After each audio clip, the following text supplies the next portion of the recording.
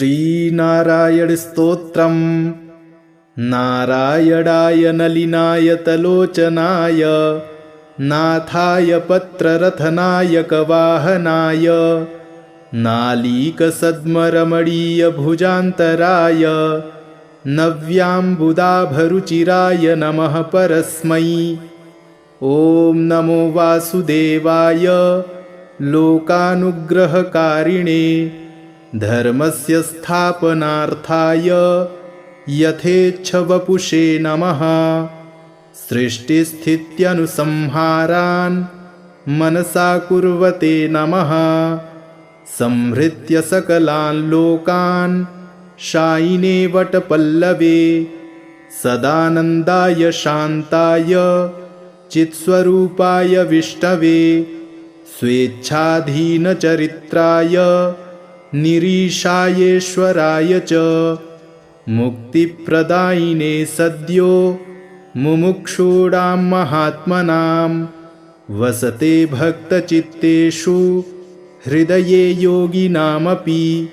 चराचरमिदं कृत्स्नं तेजसा व्याप्य तिष्ठते विश्वाधिकाय महतो महतेडोरडीयसे स्तूयमानाय दान्ताय वाक्यैरुपनिषद्भवैः अपारघोरसंसार सागरोत्तारहेतवे नमस्ते लोकनाथाय लोकातीताय ते नमः। नमः परमकल्याण निधये परमात्मने अच्युताय प्रमेयाय निर्गुणाय नमो नमः। नमः सहस्रशिरसे नमः सततभास्वते नमः कमलनेत्राय नमोऽनन्ताय विष्णवे नमस्त्रिमूर्तये धात्रे नमस्त्रियुगशक्तये नमः समस्तसुहृदे नमः सततजिष्णवे शङ्खचक्रगदापद्म धारिणे लोकधारिणे स्फुरत्किरीटकेयूर मुकुटाङ्गदधारिणे निर्द्वन्द्वाय निरीहाय निर्विकाराय वै नमः। पाहि मां पुण्डरीकाक्ष शरण्यशरणागतं त्वमेव सर्वभूतानामाश्रयः परमागतिः। त्वयि स्थितं यथा चित्तं न मे चञ्चलतां व्रजेत् तथा प्रसीद देवेश शरण्यं त्वागतोऽस्म्यहं। नमस्तुभ्यं नमस्तुभ्यं भूयो भूयो नमो नमः। नारायणाय नलिनाय तलोचनाय नाथाय पत्ररथनायकवाहनाय नालीकसद्मरमणीय भुजान्तराय नव्याम्बुदाभरुचिराय नमः परस्मै। ॐ नमो वासुदेवाय लोकानुग्रहकारिणे धर्मस्य स्थापनार्थाय यथेच्छवपुषे नमः। सृष्टिस्थित्यनुसंहारान् मनसा कुर्वते नमः। संहृत्य सकलान् लोकान् शायिने वटपल्लवे सदानन्दाय शान्ताय चित्स्वरूपाय विष्णवे स्वेच्छाधीनचरित्राय निरीशायेश्वराय च मुक्तिप्रदायिने सद्यो मुमुक्षूणां महात्मनां वसते भक्तचित्तेषु हृदये योगिनामपि। चराचरमिदं कृत्स्नं तेजसा व्याप्य तिष्ठते विश्वाधिकाय महतो महतेडोरडीयसे स्तूयमानाय दान्ताय वाक्यैरुपनिषद्भवैः अपारघोरसंसार सागरोत्तारहेतवे नमस्ते लोकनाथाय लोकातीताय ते नमः। नमः परमकल्याण निधये परमात्मने अच्युताय प्रमेयाय निर्गुणाय नमो नमः। नमः सहस्रशिरसे नमः सततभास्वते नमः कमलनेत्राय नमोऽनन्ताय विष्णवे नमस्त्रिमूर्तये धात्रे नमस्त्रियुगशक्तये नमः समस्तसुहृदे नमः सततजिष्णवे शङ्खचक्रगदापद्म धारिणे लोकधारिणे स्फुरत्किरीटकेयूर मुकुटाङ्गदधारिणे निर्द्वन्द्वाय निरीहाय निर्विकाराय वै नमः। पाहि मां पुण्डरीकाक्ष शरण्यशरणागतं त्वमेव सर्वभूतानामाश्रयः परमागतिः। त्वयि स्थितं यथा चित्तं न मे चञ्चलतां व्रजेत् तथा प्रसीद देवेश शरण्यं त्वागतोऽस्म्यहम्। नमस्तुभ्यं नमस्तुभ्यं भूयो भूयो नमो नमः। नारायणाय नलिनायतलोचनाय नाथाय पत्ररथनायकवाहनाय नालीकसद्मरमणीयभुजान्तराय नव्याम्बुदाभरुचिराय नमः परस्मै। ॐ नमो वासुदेवाय लोकानुग्रहकारिणे धर्मस्य स्थापनार्थाय यथेच्छवपुषे नमः। सृष्टिस्थित्यनुसंहारान् मनसा कुर्वते नमः। संहृत्य सकलान् लोकान् शायिने वटपल्लवे सदानन्दाय शान्ताय चित्स्वरूपाय विष्णवे स्वेच्छाधीनचरित्राय निरीशायेश्वराय च मुक्तिप्रदायिने सद्यो मुमुक्षूणां महात्मनां वसते भक्तचित्तेषु हृदये योगिनामपि। चराचरमिदं कृत्स्नं तेजसा व्याप्य तिष्ठते विश्वाधिकाय महतो महतेडोरडीयसे स्तूयमानाय दान्ताय वाक्यैरुपनिषद्भवैः अपारघोरसंसार सागरोत्तारहेतवे नमस्ते लोकनाथाय लोकातीताय ते नमः। नमः परमकल्याण निधये परमात्मने अच्युताय प्रमेयाय निर्गुणाय नमो नमः। नमः सहस्रशिरसे नमः सततभास्वते नमः कमलनेत्राय नमोऽनन्ताय विष्णवे नमस्त्रिमूर्तये धात्रे नमस्त्रियुगशक्तये नमः समस्तसुहृदे नमः सततजिष्णवे शङ्खचक्रगदापद्म धारिणे लोकधारिणे स्फुरत्किरीटकेयूर मुकुटाङ्गदधारिणे निर्द्वन्द्वाय निरीहाय निर्विकाराय वै नमः। पाहि मां पुण्डरीकाक्ष शरण्यशरणागतं त्वमेव सर्वभूतानामाश्रयः परमागतिः। त्वयि स्थितं यथा चित्तं न मे चञ्चलतां व्रजेत् तथा प्रसीद देवेश शरण्यं त्वागतोऽस्म्यहम्। नमस्तुभ्यं नमस्तुभ्यं भूयो भूयो नमो नमः। नारायणाय नलिनायतलोचनाय नाथाय पत्ररथनायकवाहनाय नालीकसद्मरमणीयभुजान्तराय नव्याम्बुदाभरुचिराय नमः परस्मै। ॐ नमो वासुदेवाय लोकानुग्रहकारिणे धर्मस्य स्थापनार्थाय यथेच्छवपुषे नमः।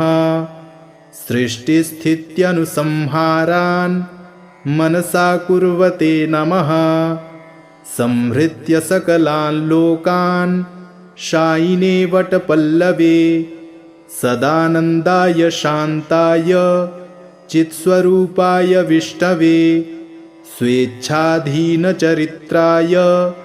निरीशायेश्वराय च मुक्तिप्रदायिने सद्यो मुमुक्षूणां महात्मनां वसते भक्तचित्तेषु हृदये योगिनामपि चराचरमिदं कृत्स्नं तेजसा व्याप्य तिष्ठते विश्वाधिकाय महतो महतेडोरडीयसे स्तूयमानाय दान्ताय वाक्यैरुपनिषद्भवैः अपारघोरसंसार सागरोत्तारहेतवे नमस्ते लोकनाथाय लोकातीताय ते नमः। नमः परमकल्याण निधये परमात्मने अच्युताय प्रमेयाय निर्गुणाय नमो नमः। नमः सहस्रशिरसे नमः सततभास्वते नमः कमलनेत्राय नमोऽनन्ताय विष्णवे नमस्त्रिमूर्तये धात्रे नमस्त्रियुगशक्तये नमः समस्तसुहृदे नमः सततजिष्णवे शङ्खचक्रगदापद्म धारिणे लोकधारिणे स्फुरत्किरीटकेयूर मुकुटाङ्गदधारिणे निर्द्वन्द्वाय निरीहाय निर्विकाराय वै नमः।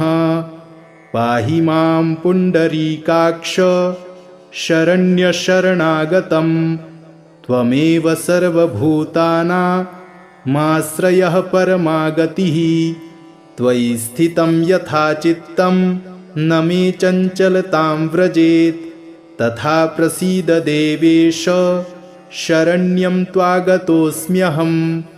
नमस्तुभ्यं नमस्तुभ्यं भूयो भूयो नमो नमः। नारायणाय नलिनाय तलोचनाय नाथाय पत्ररथनायकवाहनाय नालीकसद्मरमणीयभुजान्तराय नव्याम्बुदाभरुचिराय नमः परस्मै। ॐ नमो वासुदेवाय लोकानुग्रहकारिणे धर्मस्य स्थापनार्थाय यथेच्छवपुषे नमः। सृष्टिस्थित्यनुसंहारान् मनसा कुर्वते नमः।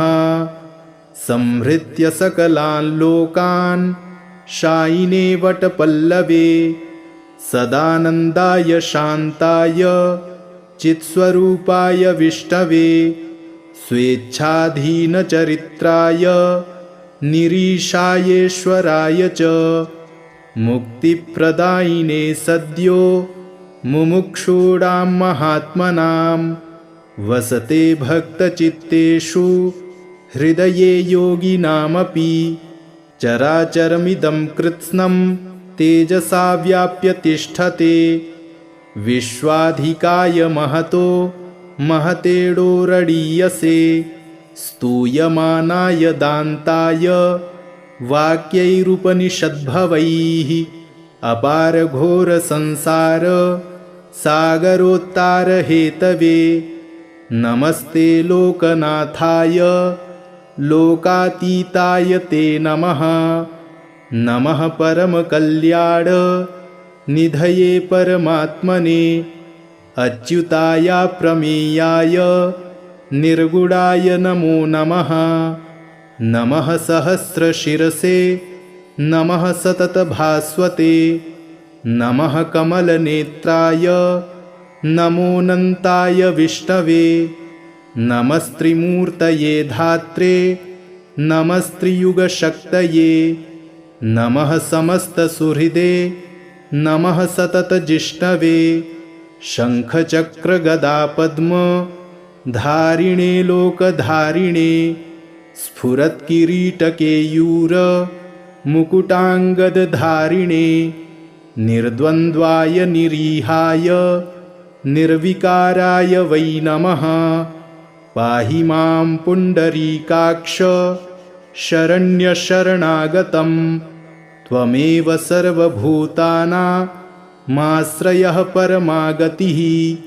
त्वयि स्थितं यथा चित्तं न मे चञ्चलतां व्रजेत् तथा प्रसीद देवेश शरण्यं त्वागतोऽस्म्यहम्।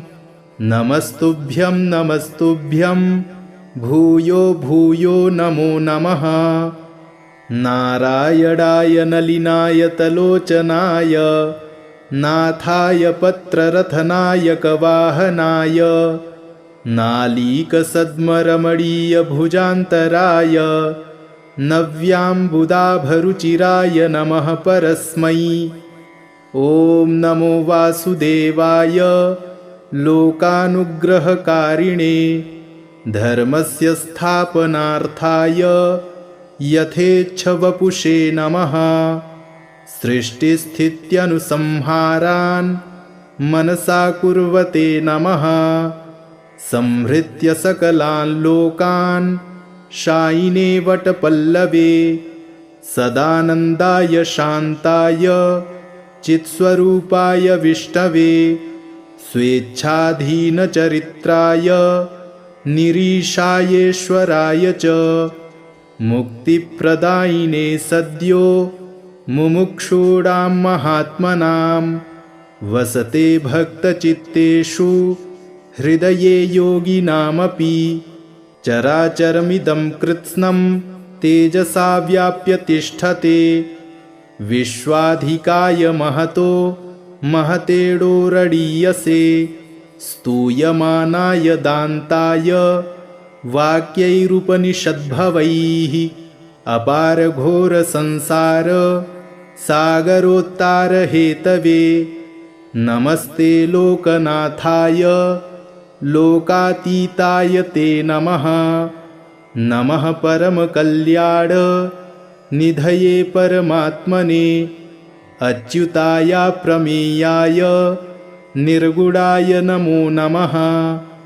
नमः सहस्रशिरसे नमः सततभास्वते नमः कमलनेत्राय नमोऽनन्ताय विष्णवे नमस्त्रिमूर्तये धात्रे नमस्त्रियुगशक्तये नमः समस्तसुहृदे नमः सततजिष्णवे शङ्खचक्रगदापद्म धारिणे लोकधारिणे स्फुरत्किरीटकेयूर मुकुटाङ्गदधारिणे निर्द्वन्द्वाय निरीहाय निर्विकाराय वै नमः। पाहि मां पुण्डरीकाक्ष शरण्यशरणागतं त्वमेव सर्वभूतानामाश्रयः परमागतिः। त्वयि स्थितं यथा चित्तं न मे चञ्चलतां व्रजेत् तथा प्रसीद देवेश शरण्यं त्वागतोऽस्म्यहम्। नमस्तुभ्यं नमस्तुभ्यं भूयो भूयो नमो नमः। नारायणाय नलिनाय तलोचनाय नाथाय पत्ररथनायकवाहनाय नालीकसद्मरमणीयभुजान्तराय नव्याम्बुदाभरुचिराय नमः परस्मै। ॐ नमो वासुदेवाय लोकानुग्रहकारिणे धर्मस्य स्थापनार्थाय यथेच्छवपुषे नमः। सृष्टिस्थित्यनुसंहारान् मनसा कुर्वते नमः। संहृत्य सकलान् लोकान् शायिने वटपल्लवे सदानन्दाय शान्ताय चित्स्वरूपाय विष्णवे स्वेच्छाधीनचरित्राय निरीशायेश्वराय च मुक्तिप्रदायिने सद्यो मुमुक्षूणां महात्मनां वसते भक्तचित्तेषु हृदये योगिनामपि चराचरमिदं कृत्स्नं तेजसा व्याप्य तिष्ठते विश्वाधिकाय महतो महतेडोरडीयसे स्तूयमानाय दान्ताय वाक्यैरुपनिषद्भवैः अपारघोरसंसार सागरोत्तारहेतवे नमस्ते लोकनाथाय लोकातीताय ते नमः नमः परमकल्याण निधये परमात्मने अच्युताय प्रमेयाय निर्गुणाय नमो नमः नमः सहस्रशिरसे नमः सततभास्वते नमः कमलनेत्राय नमोऽनन्ताय विष्णवे नमस्त्रिमूर्तये धात्रे नमस्त्रियुगशक्तये नमः समस्तसुहृदे नमः सततजिष्णवे शङ्खचक्रगदापद्म धारिणे लोकधारिणे स्फुरत्किरीटकेयूर मुकुटाङ्गदधारिणे निर्द्वन्द्वाय निरीहाय निर्विकाराय वै नमः पाहि मां पुण्डरीकाक्ष शरण्यशरणागतं त्वमेव सर्वभूतानामाश्रयः परमागतिः त्वयि स्थितं यथा चित्तं न मे चञ्चलतां व्रजेत् तथा प्रसीद देवेश शरण्यं त्वागतोऽस्म्यहम् नमस्तुभ्यं नमस्तुभ्यं भूयो भूयो नमो नमः नारायणाय नलिनाय तलोचनाय नाथाय पत्ररथनायकवाहनाय नालीकसद्मरमणीयभुजान्तराय नव्याम्बुदाभरुचिराय नमः परस्मै ॐ नमो वासुदेवाय लोकानुग्रहकारिणे धर्मस्य स्थापनार्थाय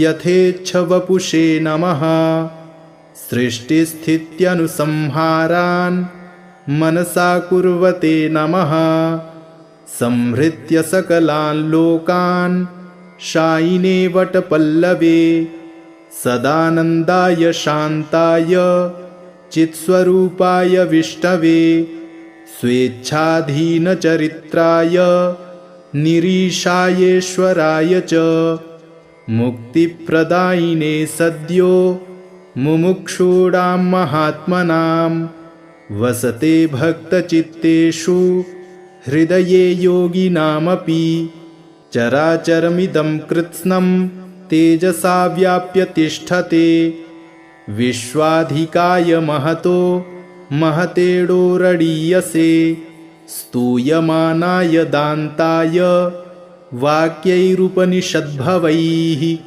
अपारघोरसंसार सागरोत्तारहेतवे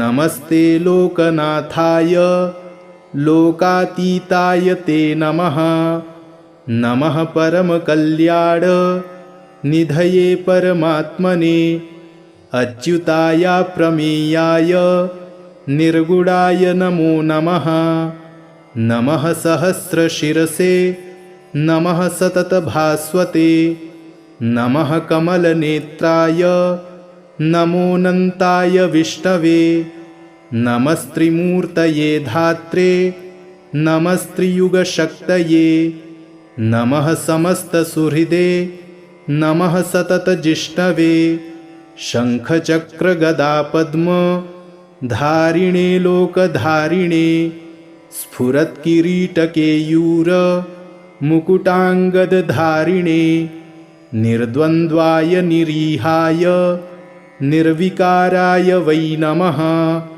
पाहि मां पुण्डरीकाक्ष शरण्यशरणागतं त्वमेव सर्वभूतानामाश्रयः परमागतिः त्वयि स्थितं यथा चित्तं न मे चञ्चलतां व्रजेत् तथा प्रसीद देवेश शरण्यं त्वागतोऽस्म्यहम् नमस्तुभ्यं नमस्तुभ्यं भूयो भूयो नमो नमः। नारायणाय नलिनाय तलोचनाय नाथाय पत्ररथनायकवाहनाय नालीकसद्मरमणीयभुजान्तराय नव्याम्बुदाभरुचिराय नमः परस्मै। ॐ नमो वासुदेवाय लोकानुग्रहकारिणे धर्मस्य स्थापनार्थाय यथेच्छवपुषे नमः। सृष्टिस्थित्यनुसंहारान् मनसा कुर्वते नमः। संहृत्य सकलान् लोकान् शायिने वटपल्लवे सदानन्दाय शान्ताय चित्स्वरूपाय विष्णवे स्वेच्छाधीनचरित्राय निरीशायेश्वराय च मुक्तिप्रदायिने सद्यो मुमुक्षूणां महात्मनां वसते भक्तचित्तेषु हृदये योगिनामपि। चराचरमिदं कृत्स्नं तेजसा व्याप्य तिष्ठते विश्वाधिकाय महतो महतेडोरडीयसे स्तूयमानाय दान्ताय वाक्यैरुपनिषद्भवैः अपारघोरसंसार सागरोत्तारहेतवे नमस्ते लोकनाथाय लोकातीताय ते नमः। नमः परमकल्याण निधये परमात्मने अच्युताय प्रमेयाय निर्गुणाय नमो नमः। नमः सहस्रशिरसे नमः सततभास्वते नमः कमलनेत्राय नमोऽनन्ताय विष्णवे नमस्त्रिमूर्तये धात्रे नमस्त्रियुगशक्तये नमः समस्तसुहृदे नमः सततजिष्णवे शङ्खचक्रगदापद्म धारिणे लोकधारिणे स्फुरत्किरीटकेयूर मुकुटाङ्गदधारिणे निर्द्वन्द्वाय निरीहाय निर्विकाराय वै नमः। पाहि मां पुण्डरीकाक्ष शरण्यशरणागतं त्वमेव सर्वभूतानामाश्रयः परमागतिः। त्वयि स्थितं यथा चित्तं न मे चञ्चलतां व्रजेत् तथा प्रसीद देवेश शरण्यं त्वागतोऽस्म्यहम्। नमस्तुभ्यं नमस्तुभ्यं भूयो भूयो नमो नमः। नारायणाय नलिनाय तलोचनाय नाथाय पत्ररथनायकवाहनाय नालीकसद्मरमणीयभुजान्तराय नव्याम्बुदाभरुचिराय नमः परस्मै। ॐ नमो वासुदेवाय लोकानुग्रहकारिणे धर्मस्य स्थापनार्थाय यथेच्छवपुषे नमः। सृष्टिस्थित्यनुसंहारान् मनसा कुर्वते नमः। संहृत्य सकलान् लोकान् शायिने वटपल्लवे सदानन्दाय शान्ताय चित्स्वरूपाय विष्णवे स्वेच्छाधीनचरित्राय निरीशायेश्वराय च मुक्तिप्रदायिने सद्यो मुमुक्षूणां महात्मनां वसते भक्तचित्तेषु हृदये योगिनामपि। चराचरमिदं कृत्स्नं तेजसा व्याप्य तिष्ठते विश्वाधिकाय महतो महतेडोरडीयसे स्तूयमानाय दान्ताय वाक्यैरुपनिषद्भवैः अपारघोरसंसार सागरोत्तारहेतवे नमस्ते लोकनाथाय लोकातीताय ते नमः। नमः परमकल्याण निधये परमात्मने अच्युताय प्रमेयाय निर्गुणाय नमो नमः। नमः सहस्रशिरसे नमः सततभास्वते नमः कमलनेत्राय नमोऽनन्ताय विष्णवे नमस्त्रिमूर्तये धात्रे नमस्त्रियुगशक्तये नमः समस्तसुहृदे नमः सततजिष्णवे शङ्खचक्रगदापद्म धारिणे लोकधारिणे स्फुरत्किरीटकेयूर मुकुटाङ्गदधारिणे निर्द्वन्द्वाय निरीहाय निर्विकाराय वै नमः। पाहि मां पुण्डरीकाक्ष शरण्यशरणागतं त्वमेव सर्वभूतानामाश्रयः परमागतिः। त्वयि स्थितं यथा चित्तं न मे चञ्चलतां व्रजेत् तथा प्रसीद देवेश शरण्यं त्वागतोऽस्म्यहम्। नमस्तुभ्यं नमस्तुभ्यं भूयो भूयो नमो नमः। नारायणाय नलिनायतलोचनाय नाथाय पत्ररथनायकवाहनाय नालीकसद्मरमणीयभुजान्तराय नव्याम्बुदाभरुचिराय नमः परस्मै। ॐ नमो वासुदेवाय लोकानुग्रहकारिणे धर्मस्य स्थापनार्थाय यथेच्छवपुषे नमः। सृष्टिस्थित्यनुसंहारान् मनसा कुर्वते नमः। संहृत्य सकलान् लोकान् शायिने वटपल्लवे सदानन्दाय शान्ताय चित्स्वरूपाय विष्णवे स्वेच्छाधीनचरित्राय निरीशायेश्वराय च मुक्तिप्रदायिने सद्यो मुमुक्षूणां महात्मनां वसते भक्तचित्तेषु हृदये योगिनामपि। चराचरमिदं कृत्स्नं तेजसा व्याप्य तिष्ठते विश्वाधिकाय महतो महतेडोरडीयसे स्तूयमानाय दान्ताय वाक्यैरुपनिषद्भवैः अपारघोरसंसार सागरोत्तारहेतवे नमस्ते लोकनाथाय लोकातीताय ते नमः। नमः परमकल्याण निधये परमात्मने अच्युताय प्रमेयाय निर्गुणाय नमो नमः।